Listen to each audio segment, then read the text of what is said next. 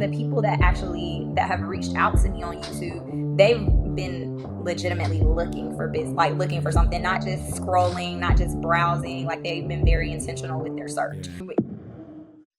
Yeah. They say real estate is a lead gen business. How were you generating leads in the beginning? To at what point you also realize, you know what, I need to add video to my marketing mix. So just want to know a little bit about the lead gen side of things that you've been doing and now you do.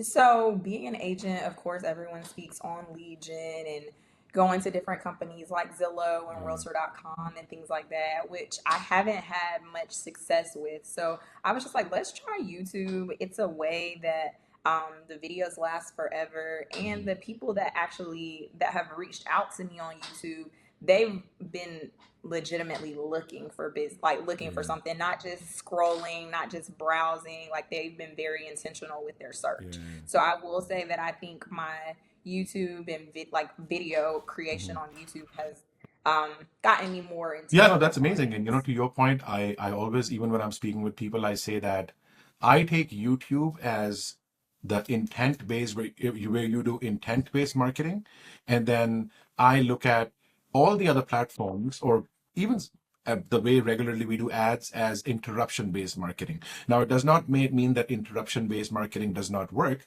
You obviously do cold emails, cold outreach, door knocking. There's so many ways where you approach people, but the shift and dynamic here is that you are being found by people that are going on YouTube and searching with an intent of whatever you made that video about.